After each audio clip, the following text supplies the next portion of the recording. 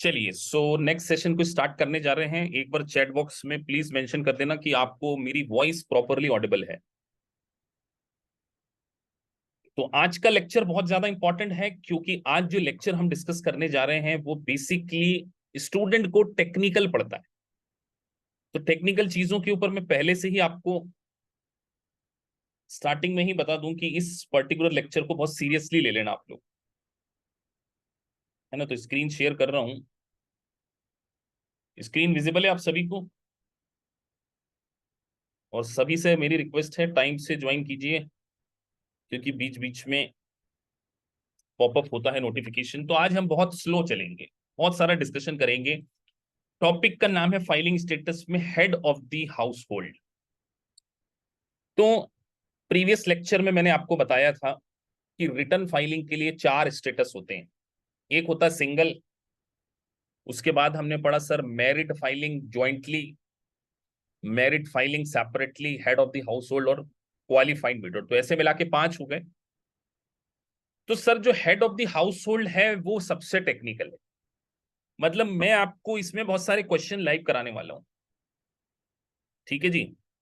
तो अगर आपको head of the household के रूप में इनकम टैक्स का रिटर्न फाइल करना है, तो कुछ स्पेसिफिक क्राइटेरियाज यहां पर मेंशन किए गए।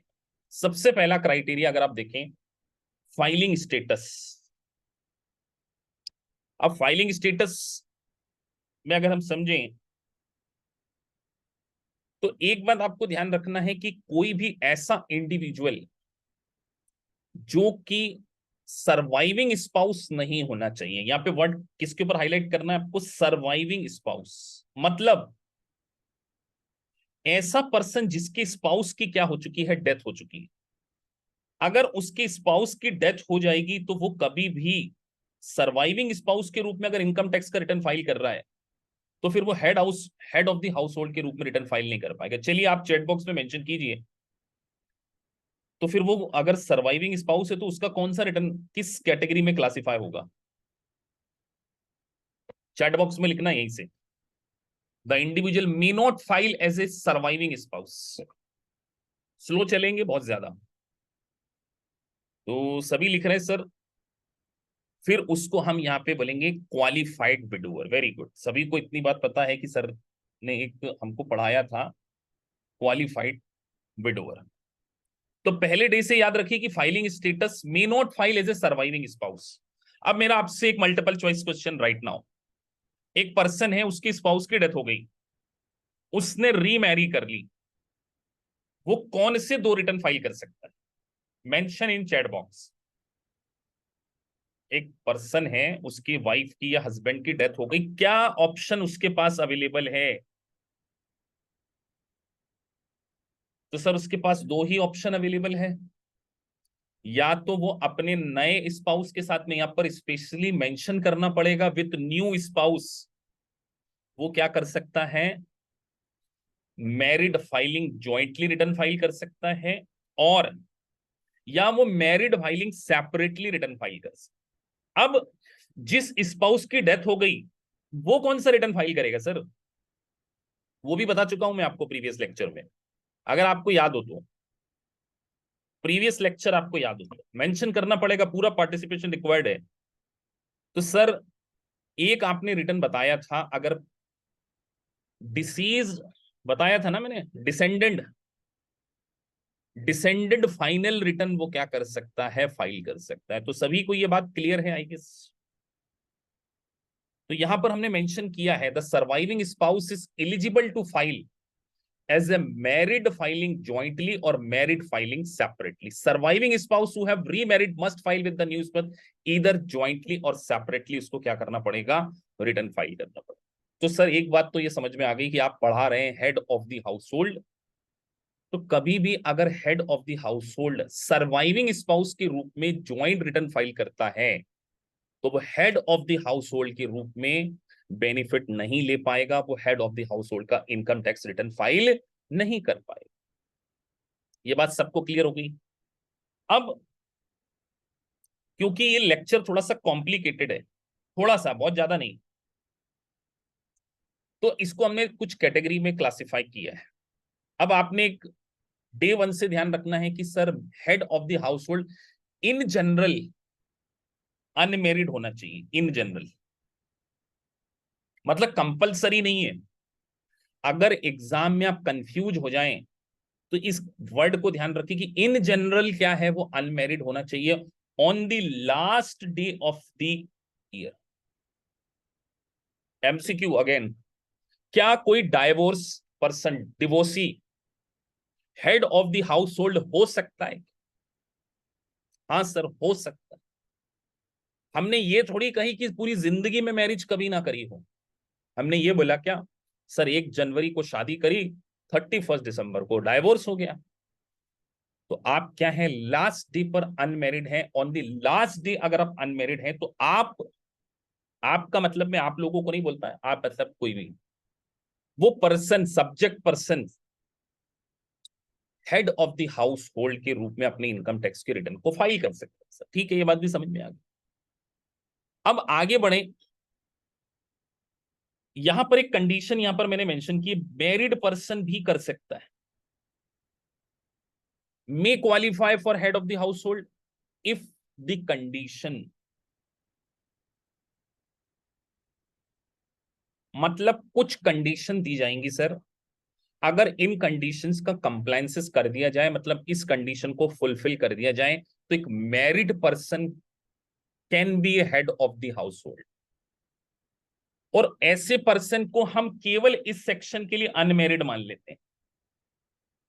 मतलब एक पर्सन जिसकी शादी हो चुकी थी, उसने डाइवोर्स भी नहीं लिया है, लेकिन अगर कुछ कंडीशंस का कंप्लायंसेस कर लिया जाए तो उसको अनमैरिड मान लिया जाएगा, और फिर वो अपना return head of the household के रूप में फाइल कर सकता है। अब एक एग्जाम में मल्टीपल चॉइस क्वेश्चन था, head of the house hold optional है या कंपल्शन है? क्योंकि मेरे स्टूडेंट्स बहुत ज्यादा इंटेलिजेंट हैं भी, और कई बहुत थोड़ा बहुत कम समझते हैं, इसलिए मैं आपसे ऐसे क्वेश्चन पूछता रहता हूं। मतलब सर आप चाहें तो head of the house hold का स्टेटस ऑप्ट नहीं भी करें तो चल जाएगा, even though you are qualified. क्यों? उसको समझेंगे सर। पर कोई ऐसा पर्सन होगा नहीं जो ये चाह, जो head of the house hold का बेनिफिट ऑप्टेन नहीं करना चाहे। उसका सिंपल रीजन है, कौन पर्सन इनकम टैक्स डिपार्टमेंट को ज्यादा टैक्स देना पसंद करेगा? तो head of the house hold को स्टैंडर्ड डिडक्शन थोड़ी सी एक्स्ट्रा मिलती है, वो हम लेटर ऑन पढ़ेंगे। ठीक है सर। अब ये चार्ट को देख लीजिए, ये आप लोगों के लिए चित्र बनाया है। अभी हमने बोला था ना कि एक मैरिड पर्सन भी head of the house hold हो सकता है अगर वो कुछ कंडीशन फुलफिल कर लेता है। ये चार्ट आप भूल भी गए, रिटर्न में तो पढ़ेंगे ही, लेकिन अगर ये निमोनिक्स आपको याद रह गए, देखते जाइए कंडीशन, है ना। मैं एक सेकंड इसको साइड में रख लेता हूं। तो सबसे पहले सेपरेटली क्या होना चाहिए, फाइल्ड सेपरेट टैक्स रिटर्न होना चाहिए। और आप ऐसे घर में रहते हो, यहाँ पे देखिए, paid more than half of the household cost. मतलब आईआरएस बोलता है कि अगर आप अपने स्पाउस से अलग हो गए, अब आप उसके साथ में नहीं रहते हो, तो ऑब्वियसली बात है आपको सेपरेटली इनकम टैक्स का रिटर्न फाइल करना पड़ेगा, पहली कंडीशन। दूसरी, आप जो भी अपने घर का खर्चा होता है, हाउस होल्ड का खर्चा, वो 50% खुद मैनेज करते हो, paid more than half of the household. दूसरी कंडीशन हो गई सर ये। और children, home of the child, your home was the main home of your child, you claim as exam. मतलब आपके साथ बच्चे भी रहते हो और your spouse was not living in your home for last 6 month. मतलब सर ये 4-5 कंडीशन है। अनमेरिड और लीगली सेपरेट के लिए तो नॉर्मल सी बात है, हमने बात कर ही ली सर, कि अगर कोई पर्सन अनमेरिड है तो वो तो head of the house hold का क्लेम कर सकता है, अगर वो अपने 50% हाउस होल्ड के एक्सपेंडिचर को बियर करता है। लेकिन एक बात मैं आपसे पूछना चाहता हूं, क्या एक बैचलर पर्सन जिसकी कभी जिंदगी में शादी नहीं हुई है, never ever married, head of the house hold का रिटर्न फाइल कर सकता है क्या? इस चार्ट को देखकर बताइए। Never ever. अब बस आ गए ना बच्चे लोग, अब यहां पोल शुरू होगा बेटा। मल्टीपल चॉइस क्वेश्चन आ गया आपके सामने। सोच लो कि इस चार्ट में एक बच्चों वाली बात लिखी है। अब सर आप एक तरफ तो बोल रहे हो कि नेवर एवर मैरिड, तो आपने ये तो नहीं बोला सर कि उसके बच्चे। अब ये भी सोचना पड़ेगा सर, शादी करके ही बच्चे थोड़ी होते हैं अमेरिका में, ये बड़ी इंपॉर्टेंट बात है, इसलिए तो मैंने ये छोटे से गोलू मोलू महाराज को बनाया है, जो साथ में घर भी लिखा है। तो सर एक बात तो श्योर है कि कभी जिंदगी में शादी नहीं हुई तो भी चल जाएगा, बट बच्चे होना कंपलसरी है। याद रहेगी ये बात कि अमेरिका में head of the house hold का स्टेटस वही क्लेम कर पाएगा जिसकी शादी ना हो, चल जाएगा, लेकिन बच्चे होना कंपलसरी। और बच्चे चाहे अपने हो चाहे किसी दूसरे के हों, अगर उसको हमने एडॉप्ट कर लिया या उसको फोस्टर चाइल्ड के रूप में क्लेम कर लिया और वो भी अगर हमारे साथ में रहते हैं, तब हम head of the household की कैटेगरी में आ जाते। तो यहां पर लिखा IRS consider you unmarried for the whole year if, ये कंडीशन देख लो आप, paid more than half of the household cost, your home was the main home of your child, your spouse was not living in your home for the last 6 month, file separate tax return. तो अगर आप शादीशुदा भी हैं तो भी आप head of the household की डिडक्शन को क्या कर सकते हैं, क्लेम कर सकते। तो सर इतनी सी बात थी, बस इतना। अब कुछ टेक्निकल पॉइंट्स हम यहां पर थ्योरी में से हाईलाइट कराने जाने वाले हैं आपको, बिल्कुल। तो सर कुछ बच्चों के डाउट्स आ गए हैं, चैट में पढ़ लेते हैं पहले। हाँ, तो सर एक बात ध्यान रखना है कि अगर बच्चे नहीं हैं तो कभी भी head of the house hold का स्टेटस नहीं मिल सकता। लेकिन एक बात और ये भी, सिर्फ बच्चे नहीं, यहां पर एक क्वालिफाइंग रिलेटिव भी आएगा, तो बच्चे नहीं भी हैं तो भी चल जाएगा। तो फिर बच्चों की जगह कोई और पर्सन आ जाएंगे जिसको हम बोलेंगे क्वालिफाइंग रिलेटिव। ये बात भी अभी आपको आगे मैं बताने वाला। तो बट उसको फिर हम रिलेटिव की डेफिनेशन में मान लेंगे। तो सर पूरी तरीके से ये बात भी सही नहीं है, क्योंकि वो रिलेटिव है उसको भी कई लोग चाइल्ड ही बोल देते हैं। मतलब कहीं ना कहीं आपके ऊपर कुछ लोग डिपेंडेंट होने चाहिए, तभी आप head of the house hold का स्टेटस क्लेम कर सकते हैं। ये भी एक कमाल की बात। अब एक स्टूडेंट ने पूछा सर पांचों कंडीशन नेसेसरी है क्या? ऑब्वियस सी बात है, अगर आप अपनी वाइफ के साथ में रहते हो तो head of the house hold का स्टेटस क्लेम कर ही नहीं सकते, तो ये तो कंपलसरी हो गया sir. File separate tax return करना ही पड़ेगा, हाउस होल्ड ये कंपलसरी है, paid more than half of the household compulsory है, इसके बिना काम होगा ही नहीं। और your home was the main home of your child, your claimed as an exemption, तभी आप head of the household के स्टेटस को क्या कर सकते हैं। चिल्ड्रन है ही नहीं सर, अभी इस बात का आंसर थोड़ी देर बाद देंगे। अभी समझो कि चिल्ड्रन के ऊपर आपने क्वेश्चन मार्क लगाया हुआ थोड़ी देर के लिए। क्या टाइम हो रहा है अभी? 9:59 है ना, 9:59। अगले 15-20 मिनट में आपको इसका आंसर मिल जाएगा। अब यहां पर हम थोड़ा सा थ्योरी को डिटेल पढ़ने जा रहे हैं। ए मैरिड, मैं यहाँ पर लाइन बाय लाइन पढ़ रहा हूँ, कुछ चीजों को हाईलाइट करूंगा। Married individual who live with dependent, यहाँ पर वर्ड लिखी dependent, apart from spouse will be considered unmarried and qualify for head of the household status। अब आपका प्रिया जी क्वेश्चन था कि अगर बच्चे नहीं हैं तो भी क्या head of the house hold हो सकते हैं? कितने लोग बताएंगे कि हाँ सर हो सकते हैं, बच्चे नहीं भी हैं तो? फिर क्या होना चाहिए बच्चे नहीं है तो? क्या होना चाहिए बच्चे नहीं है तो? जल्दी बोलो बेटा फटाफट, चैट बॉक्स में लिख दो, येलो करके हाईलाइट किया हुआ है मैंने। सर डिपेंडेंट होना कंपलसरी हो जाएगा अपार्ट फ्रॉम द स्पाउस। तो सर क्या आपका स्पाउस कभी आपके ऊपर डिपेंडेंट हो सकता? मल्टीपल चॉइस क्वेश्चन ऐसे छील छील के निकालते हैं एग्जाम में, तो ये बात भी लिख लो, स्पाउस को कभी भी डिपेंडेंट की कैटेगरी में क्लासिफाई नहीं किया जाएगा। ये बहुत इंपॉर्टेंट पॉइंट है। Spouse never be dependent in case of income tax.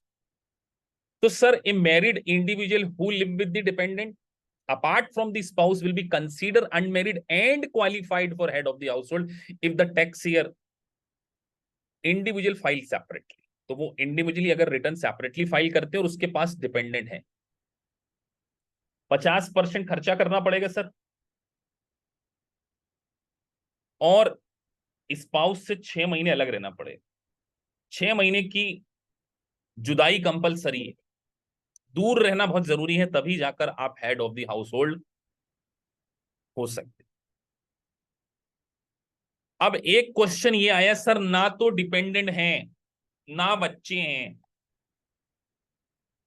तब भी क्या head of the house hold हो सकते हैं? तो तब बिल्कुल नहीं हो सकते। तो बच्चे या डिपेंडेंट होना कंपलसरी है, तभी आप head of the household के स्टेटस को क्या कर सकते हैं? ऑप्ट कर सकते। तो सर फिर क्या होगा सर? एक ही होगा। अभी भी एक पॉइंट है, अभी आपने क्वालिफाइंग विडोअर नहीं पढ़ा है। तो अभी कई स्टूडेंट लिख बैठे हैं कि सर उसके स्पाउस की डेथ हो गई, ना उसके बच्चे हैं ना डिपेंडेंट हैं, वो क्वालिफाइंग विडोअर बनेगा या head of the house hold बनेगा? तो हमने पहले ही पढ़ लिया कि वो सर्वाइविंग स्पाउस तो होना ही नहीं चाहिए। अभी तो पढ़ा है, वो सर्वाइविंग स्पाउस नहीं होना चाहिए। अगर सर्वाइविंग स्पाउस है तो head of the house hold नहीं हो सकता। तो अभी क्वालिफाइंग विडोअर पढ़ेंगे तो और आएगा। मदर फादर के बारे में डिस्कस करेंगे। हाँ, मदर फादर डिपेंडेंट हो सकते हैं। किसको ये नहीं पता फोस्टर चाइल्ड? फोस्टर चाइल्ड का क्या मतलब होता है?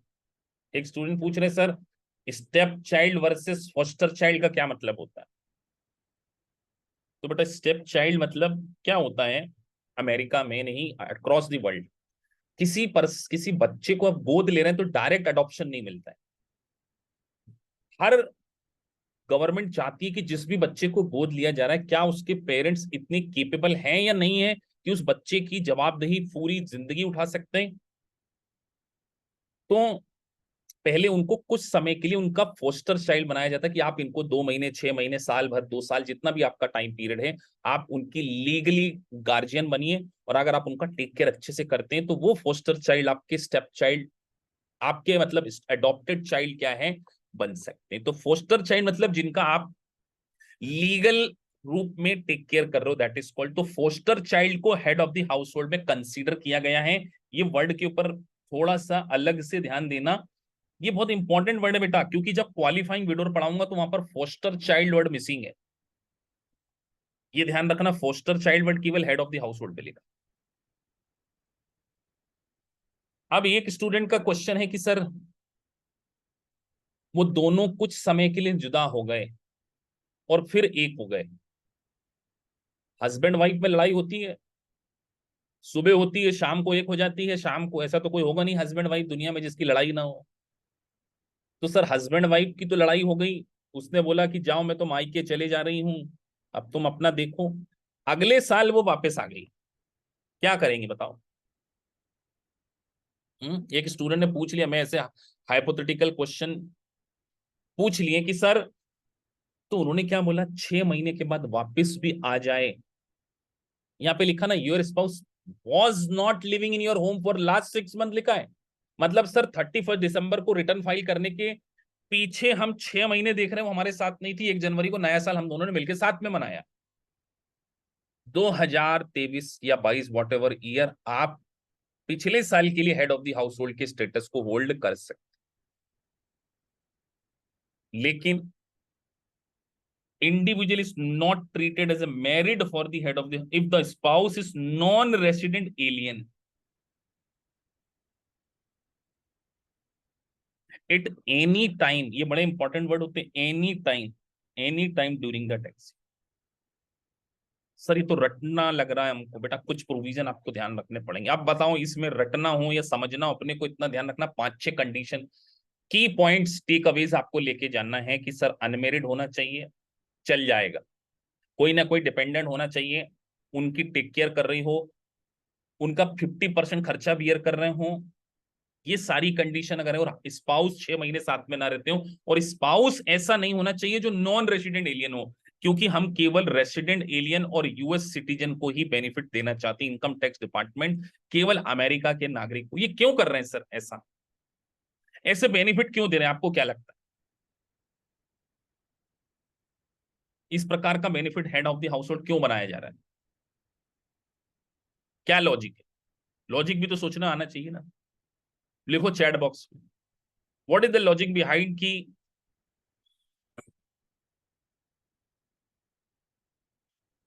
क्या लॉजिक होगा। जितने भी बाउंसर आप यहां पे फेंक सकते हो आज फेंक लो बेटा।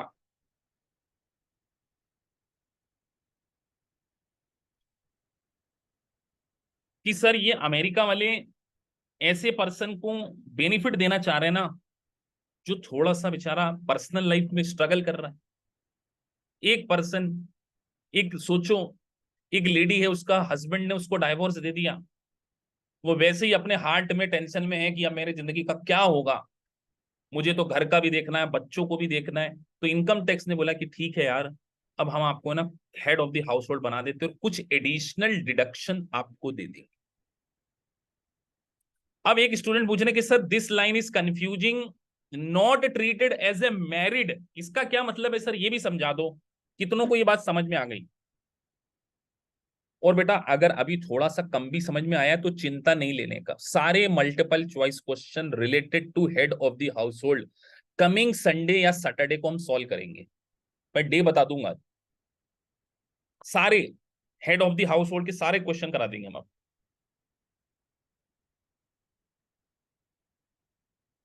हाँ मुरली बिल्कुल ठीक लिख रहे हैं, आपके चैट का आंसर यस में दे रहा हूं। सर वो मैरिड का मतलब आप बताने वाले थे, तो अब देखिए यहां पर वो मैरिड, वो ये कहना चाहते हैं, आप थोड़ा लॉजिक से सोचो। उन्होंने क्या बोला कि head of the house hold क्या होना चाहिए, इन जनरल अनमेरिड होना चाहिए, इन जनरल। लेकिन अगर वो मैरिड भी है, तो अगर वो कुछ कंडीशन का कंप्लायंसेस कर देता तो इस पर्टिकुलर सेक्शन के लिए हम उसको अनमेरिड मान लेंगे बच्चों। मतलब आपसे वो ये कहना चाहते हैं कि कोई ऐसा पर्सन जिसकी शादी हो गई थी, वो अपने हस्बैंड या वाइफ से दूर रह रही है या रह रहा है, इस पर्टिकुलर क्लॉज के लिए हम उसको अनमेरिड मान लेंगे, क्योंकि आपने क्या बोला, head of the household के लिए अनमेरिड होना चाहिए, वो तो मैरिड है, तो बोले इसलिए हम उसको अनमेरिड मान लेंगे केवल इस सेक्शन के। तो अब सर लिखा तो है foster child more than half year,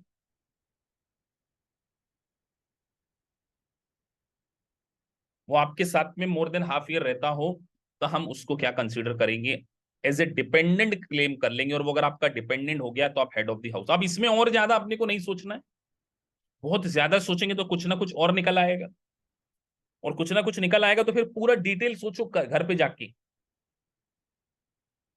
अब यहां पर और भी कुछ इंपॉर्टेंट पॉइंट्स को हम डिस्कस करने वाले हैं। किसी की और कोई क्वेश्चन हो पूछ सकते हैं, मैं स्लो चल रहा हूं इस पर्टिकुलर टॉपिक में।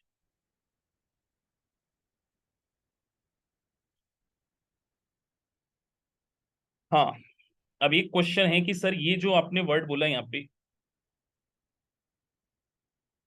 Spouse is non resident alien, तो हम उसको head of the house hold नहीं मान रहे, HOH नहीं मान रहे।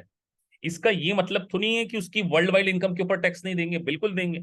Head of the house hold का क्या है मतलब, क्या वो अपनी इनकम के ऊपर वर्ल्ड वाइड टैक्स दे सकता है? हाँ दे सकता है, वो head of the house hold नहीं माना जाएगा। अमित जो आप क्वेश्चन पूछना चाह रहे हैं ना, मैं टेक्निकली इस क्वेश्चन को पूछता हूं।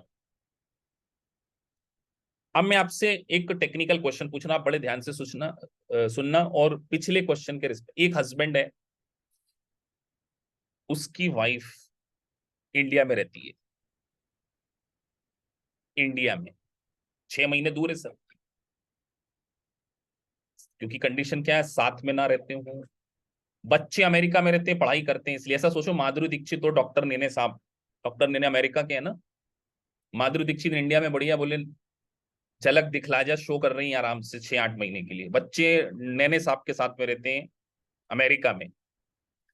क्या उनको हम एक ऑप्शन ये दे सकते हैं कि वो अपनी वर्ल्ड वाइड इनकम को टैक्सेबल कर सकें और ज्वाइंट रिटर्न फाइल कर सके? मेरा आपसे क्वेश्चन ये है, आप लोग सभी से, कि आप माधुरी दीक्षित और नैने साहब, नैने जो डॉक्टर नैने हैं, वो अपनी वर्ल्ड वाइड इनकम, मतलब माधुरी दीक्षित जो झलक दिखलाजा में शो कर रही है, जो भी उनका प्रोग्राम आता है या मूवी कर रही है, उस इनकम के ऊपर दोनों मिलाकर टैक्स फाइल कर सकते हैं क्या? ज्वाइंट रिटर्न फाइल कर सकते हैं क्या? यस सर कर सकते हैं। क्या वो head of the household के रूप में स्टेटस को क्लेम कर सकते हैं क्या? नहीं कर सकते। तो head of the house hold एक अलग कॉन्सेप्ट है और वर्ल्ड वाइड इनकम के ऊपर टैक्सेबिलिटी का कॉन्सेप्ट अलग है। मैंने प्रीवियस लेक्चर में आपको बताया था, जिन्होंने प्रीवियस लेक्चर नहीं सुना है, तो कि सर अगर कोई पर्सन नॉन रेसिडेंट एलियन है, नॉन रेसिडेंट एलियन क्या होता है ये हम पढ़ चुके हैं, तो उसके पास एक ऑप्शन होता है कि वो दोनों, एक यूएस का सिटीजन या यूएस का रेसिडेंट, दोनों मिलकर वर्ल्ड वाइड इनकम के ऊपर ज्वाइंट टैक्स रिटर्न फाइल कर सकते हैं, but they can not file head of the house hold return. वो कभी भी head of the household के रूप में अपने इनकम टैक्स के रिटर्न को फाइल नहीं कर सकते। तो किसी का जो डाउट था वो मैंने यही क्लियर कर दिया, आई गेस था किसी का डाउट। अब बहुत सारी चैट होती है तो मैं कई बार स्पेसिफाइडली नाम से नहीं मेंशन कर पाता। हाँ, तो Amit, they can file joint return. Sir foster child तो आपके साथ जरूरी नहीं रहता, तो फिर 6 मंथ की कंडीशन, ये कहां लिखा है कि फोस्टर चाइल्ड आपके साथ नहीं रहता? ये लिखा तो है, मतलब फोस्टर चाइल्ड को भी रहना पड़ेगा साथ में, तभी head of the house hold का स्टेटस क्लेम कर पाएंगे। अगर नहीं रहता है फोस्टर चाइल्ड जिसके आप लीगल गार्जियन हैं, जो आपके साथ में रहना जरूरी है मोर, तभी आप उसका क्या कर पाएंगे। चलिए अब हम आगे बढ़ते हैं, बहुत ज्यादा डिस्कशन हो गया इसमें, तो और ज्यादा करेंगे तो कंफ्यूजन बढ़ जाएगा। अब कुछ येलो येलो लाइन दिख रही होगी आपको, बहुत ज्यादा टेक्निकल है ये। 3 कंडीशन थी सर, हाउस होल्ड के मेंटेनेंस के बारे में बात कर रहे थे। प्रिंसिपल प्लेस ऑफ अबॉर्ड होना चाहिए, मतलब वही वहां पर वो रहता हो, उसी घर के बारे में बात हो रही है। Individual must maintain household that is principal place of abode for qualifying individual, मतलब उस घर के टेक केयर की जवाबदेही किसके ऊपर है? उस पर्टिकुलर पर्सन के ऊपर। तो यहां पर 50% कॉस्ट के बारे में बोला गया कि 50% कॉस्ट को बियर करना पड़ेगा। और यहां पर दो चीजें दी गई है कि मेंटेनेंस 2 लोगों का किया जा सकता है, क्वालिफाइंग चाइल्ड का भी और क्वालिफाइंग रिलेटिव का भी। क्वालिफाइंग चाइल्ड का भी और क्वालिफाइंग रिलेटिव का भी क्या किया जा सकता है? मेंटेनेंस किया जा सकता है। लेकिन कुछ स्पेशल रूल है जो बहुत काम के हैं।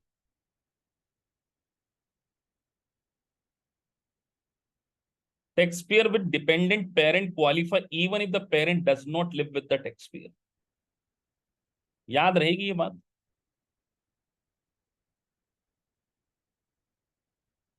क्या एक्सेप्शन पॉइंट आपको दिख रहा है इसमें? सोचने वाली बात।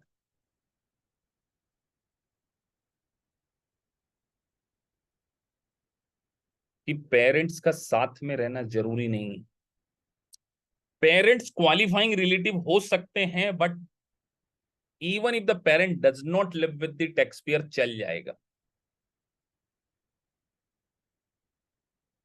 और क्वालिफाइंग चाइल्ड अगर पैसा कमा भी रहा है तो वो जरूरी नहीं कि उसका डिपेंडेंट ही हो, वो किसी और का भी डिपेंडेंट हो सकता है, वो ये कहना चाह रहे हैं। अब यहां पर वर्ड आ रहा है क्वालिफाइंग चाइल्ड, टेक्निकल थी ये डेफिनेशन। मतलब सर यहां पर आप 2-3 बातें बताना चाह रहे हैं कि क्वालिफाइंग चाइल्ड का साथ में रहना जरूरी है, डिपेंडेंट होना जरूरी नहीं है। If the qualifying child live with the taxpayer, the qualifying child need not to be taxpayer dependent. दूसरी बात, पेरेंट का साथ में रहना जरूरी नहीं है, ये भूल जाते हैं बच्चे। पेरेंट्स का साथ में रहना जरूरी नहीं है, बच्चे का साथ में रहना जरूरी है। बच्चे का डिपेंडेंट होना जरूरी नहीं है, पेरेंट का डिपेंडेंट होना जरूरी है, ये बात है। एमसीक्यू में यही दोनों पॉइंट के ऊपर कंफ्यूज किया जाता है। हाँ, अब एक एग्जाम्पल आता है सर। एक पर्सन है, वो अपने पिताजी माताजी से लड़के अमेरिका चले गए और वहां उन्होंने शादी कर ली किसी गोरी मेम से, डाइवोर्स हो गया। अब यहां से जो भी इनकम कमाते हैं वो पेरेंट्स को भेज देते हैं। बताइए, head of the house hold का स्टेटस हम क्वालिफाई कर पाएंगे कि नहीं कर पाएंगे? कर पाएंगे सर, क्योंकि यहाँ पे इसीलिए तो लिखा है कि पेरेंट्स का साथ में रहना जरूरी नहीं है, क्योंकि उनकी अपनी लाइफ। अमेरिकन गवर्नमेंट समझती है कि कोई पर्सन अपने माँ बाप को लेके हर जगह नहीं घूम सकता, बच्चे को छोड़ के नहीं जा सकता। लेकिन अब बच्चे के लिए भी फिर आप पूछोगे सर बच्चा कितना बड़ा होना चाहिए? अब आपका अगला क्वेश्चन तो ये होना चाहिए, सर बच्चा मतलब क्या? What is the meaning of बच्चा? What is the meaning of child? Child 10 साल का होगा, 12 साल का होगा, 14 साल का होगा, 24 साल का होगा, कितने का चाइल्ड होगा सर? तो एक बात तो ध्यान रखिए, child should be younger than you होना चाहिए। सर क्या बोल दिया आपने? Child should be younger than you तो होना चाहिए, पहली कंडीशन ये भी है। और कुछ उसकी एज की रिक्वायरमेंट्स हैं, तभी यहां पर अकेले चाइल्ड ना लिखा है, क्वालिफाइंग चाइल्ड लिखा है। मजा आ रहा है कि नहीं आ रहा? कितना टेक्निकल है सर। क्या क्या याद रखेंगे? कुछ याद नहीं रखना, समझना है। जो 10 पॉइंट बताऊं, बताए हैं ना, अभी जब ये कल लेक्चर खत्म हो जाएगा, क्योंकि जब, तो पूरे 10 पॉइंट्स आपको बता देंगे, सारे एमसीक्यू करा देंगे, उसके बाहर कुछ नहीं आएगा। तो सर एक बात ध्यान रखिए कि क्वालिफाइंग चाइल्ड के लिए भी कंडीशन है और क्वालिफाइंग रिलेटिव के लिए भी कंडीशन है। बार बार आप बोल रहे हैं कि पेरेंट्स का साथ में रहना जरूरी नहीं, बच्चे का साथ में रहना जरूरी है। बच्चे का डिपेंडेंट होना जरूरी नहीं है, पेरेंट का डिपेंडेंट होना जरूरी है। अब सर खर्चे के बारे में बात हो रही है, तो कॉस्ट भी तो उन्होंने कुछ ना कुछ बता दी। बोले कपड़ों को हम नॉन क्वालिफाइंग कॉस्ट मानेंगे, एजुकेशन नॉन क्वालिफाइंग है, medical treatment, life insurance, transportation, vacation, service, ये सारी cost qualifying expenditure. Food consumed in home, property insurance, upkeeping, utilities, rent, mortgage, ये सब क्या है? तो इतना डिटेल में नहीं जाना है सर, बच्चों पे आ जाओ आप। क्योंकि एग्जाम में आपसे ये नहीं पूछेंगे what is the qualifying expenditure, और कोई ऐसा एमसीक्यू नहीं, लेकिन क्वालिफाइंग चाइल्ड किसको बोलते हैं, तो उसके भी कुछ क्राइटेरिया है। पहले आपका रिलेशनशिप टेस्ट देखा जाएगा। अब यहां पर एक बड़ा इंपॉर्टेंट वर्ड है कि चाइल्ड का मतलब सिर्फ अपने ही बच्चे नहीं होते। अब देखो, डेफिनेशन पढ़ो यहां पे।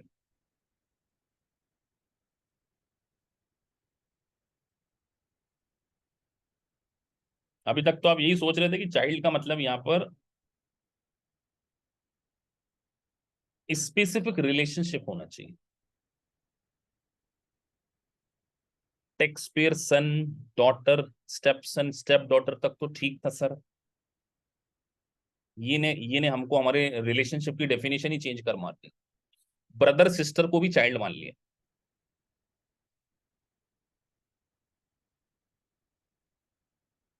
और ये लाइन तो और भी किलिंग हो गई, लास्ट वाली जो अंडरलाइन की है।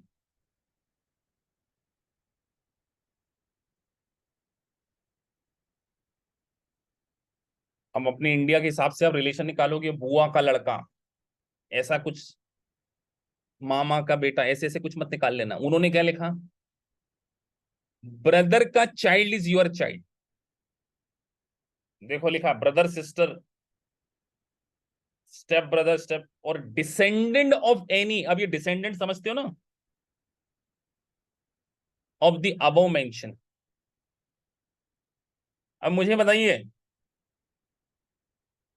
अब उसको क्या बोलते हैं? Grandchild will be your child और not under this rule? Grandchild, grandchild का टेक केयर कर रहे हैं तो चल जाएगा कि नहीं चल जाएगा? सबको क्लियर है ना? Above mention, descendant of above mention. Descendant of above mention. Descend मतलब आने वाली पीढ़ी होती है ना, मेरे मेरे बाद वाले को डिसेंडेंट बोलेंगे ना, मेरे बाद मेरी बेटी की बेटी, बेटा, डिसेंडेंट्स। क्लियर है ये बात? तो ये रिलेशनशिप होना बहुत जरूरी है। अब कई लोग बोलते हैं सर इसमें ब्लड रिलेशनशिप, ब्लड नहीं बेटा, ब्लड ब्लड का कोई कंसेप्ट नहीं है, ध्यान रखना, क्योंकि यहां पर कौन सा आ गया, स्टेप सिस्टर भी आ गया। अब बच्चे किसको बोलेंगे, तो तीन छोटे छोटे बच्चे बना दिए, यंगर देन 19,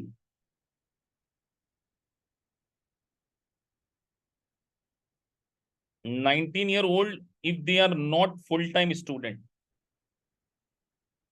मतलब यंगर देन 19 होना चाहिए अगर वो कॉलेज गोइंग स्टूडेंट नहीं है, not a full time student नहीं है लिखा, if they are not a full time student. और अगर फुल टाइम स्टूडेंट है तो 24 ईयर को भी बच्चे मान लेंगे। अब एक क्वेश्चन ये आया था, मेरी उम्र 20 साल है और मैंने अमेरिका किसी एक लेडी से शादी कर ली जिसकी उम्र थी 80 साल, just because of sake of money, और उसका एक बेटा था, उसकी उम्र थी 23 साल। क्या वो चाइल्ड की डेफिनेशन में आ सकता है? तो मैंने अभी थोड़ी देर पहले एक वर्ड बोला था, सर आपने क्या खतरनाक एग्जाम्पल लिया कि अमेरिका में एक लेडी थी जिसकी उम्र थी 80 साल, उसके बेटे की उम्र थी 23 साल, और आपकी उम्र थी 20 साल। क्या वो आपका बेटा हो सकता है, स्टेप चाइल्ड हो सकता है क्या? तो अभी आपने सर थोड़ी देर पहले एक वर्ड बोला था ना, यंगर देन यू, बस इसीलिए बोला था। अब आपको समझ में आ रहा होगा कि इनकम टैक्स को पढ़ने के लिए क्या लेवल ऑफ अंडरस्टैंडिंग चाहिए, और अपनी मातृभाषा में पढ़ने का आनंद ही अलग है। बचपन से इसी लैंग्वेज में पढ़ते आ रहे हैं तो एग्जाम्पल ज्यादा अच्छे से क्लियर हो जाते हैं। तो आपको कुछ नहीं करना, पॉडकास्ट जैसे सुन लेना है बस इसको, सारे मल्टीपल चॉइस क्वेश्चन सही हो जाएंगे। Disabled no age limit, disabled के लिए कोई एज लिमिट नहीं है। एज टेस्ट, साथ में रहना जरूरी है सर, ये पढ़ा था ना, बच्चों का साथ में रहना जरूरी है। Child must live with the taxpayer for at least 50%. That means that taxpayer and the child must be roommates for like 6 months. There is no requirement that 6 months must be consecutive. Consecutive मतलब लगातार नहीं होना चाहिए। अब ये भी बड़ी important line है, बाल की अगर खाल निकाले तो सर साल भर में 3 महीने रह गए, फिर 3 महीने मम्मी के पास चलेगा, फिर 3 महीने आ गए, तो सर वहां पर आप बार बार एक बार ये भी तो बोल रहे, लास्ट एटलीस्ट 6 मंथ बोला, लास्ट 6 मंथ नहीं बोला, ये भी ध्यान रखो, क्योंकि एमसीक्यू बने हुए हैं, मैंने सॉल्व किए हुए सारे, इसलिए बोल रहा हूँ। एटलीस्ट 6 मंथ लिखा है, ये भी ध्यान रखना, at least 6 month, not last 6 month. Disability की डेफिनेशन बुक में तो नहीं दी गई है ऐसे कहीं, बट डिसेबिलिटी मतलब जो 80% से ज्यादा डिसेबल हो। हाँ ये एक अच्छा क्वेश्चन है। चाइल्ड हॉस्टल में नहीं रहना चाहिए, आपके साथ में ही रहना चाहिए। और ये छोटे छोटे बच्चे मुंह में चम्मच में गोटी रख के घूम रहे हैं, सेल्फ डिपेंडेंट हो गई हैं।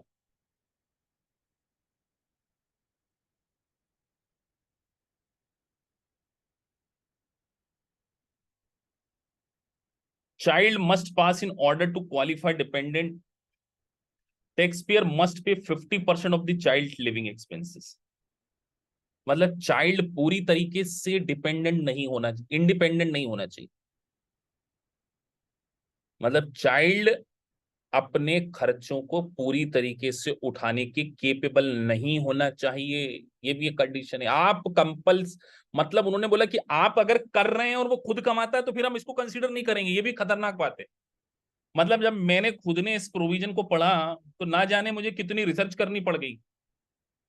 अब ऐसा तो हो नहीं सकता ना कि मैं अमेरिका में रहता हूँ, या अगर हम अमेरिका में मैं रहता भी हूँ तो इतनी सारी सिचुएशन कहाँ से लेकर आऊं, किसके बच्चे क्या नहीं, तो बहुत सारी रिसर्च करने के बाद ये सब आपको समझा रहा हूं कि एक इंपॉर्टेंट बात बोल रहे हैं कि सर वो पर्सन इतना केपेबल भी नहीं होना चाहिए कि वो खुद के सारे खर्चे उठा सकते हो। आप दे रहे हैं, आप 50% से ज्यादा उठा रहे हैं ये नहीं देखा जाएगा, वो खुद केपेबल नहीं होना चाहिए 50% से ज्यादा खर्चे बियर कर रहे हैं उठाने के लिए, वो ये कहना चाह रहे हैं आपसे, इसलिए लिखा है।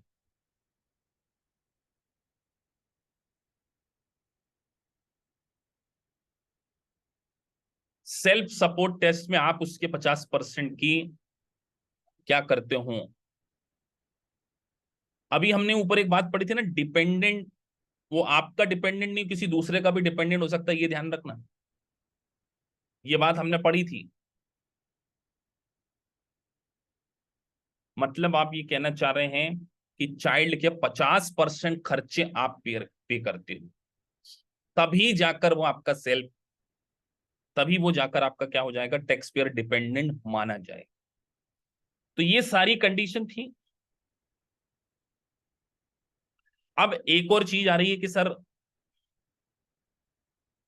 आपने बोला कि बच्चे के साथ साथ, बच्चे के अलावा भी कोई हो सकते, तो उसकी यहाँ पे डेफिनेशन है क्वालिफाइंग डिपेंडेंट, टेक्निकल पार्ट था याद इसीलिए लिया है इसको। मतलब sir following relatives can be your dependent, अगर आप उसके 50% से ज्यादा खर्चे बियर करते हो।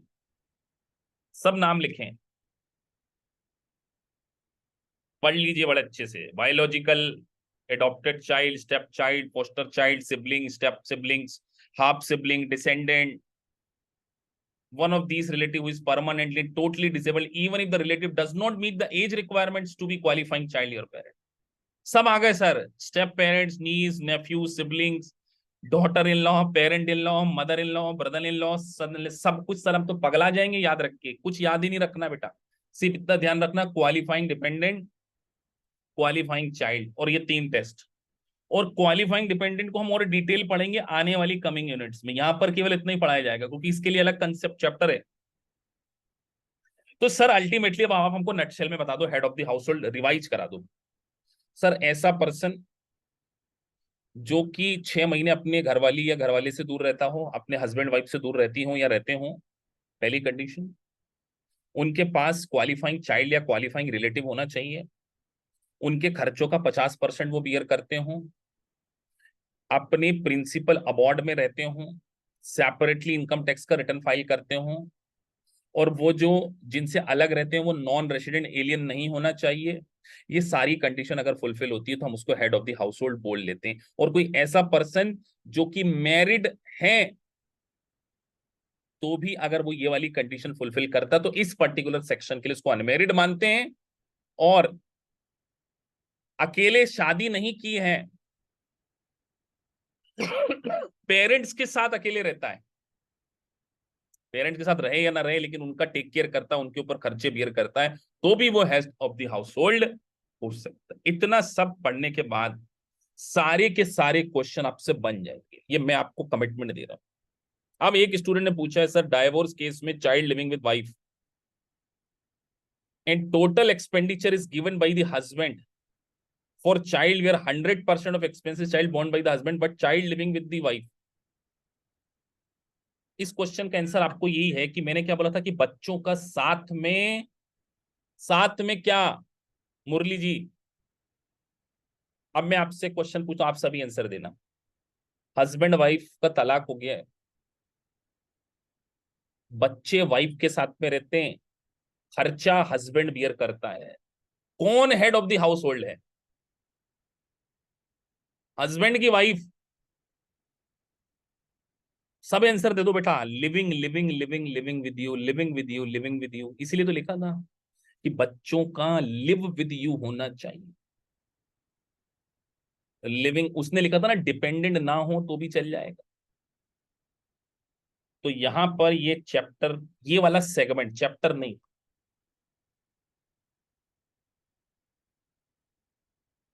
Sir wife child living with mother, ये क्वेश्चन नहीं समझा मैं। Wife child living with mother का क्या मतलब होता है यार?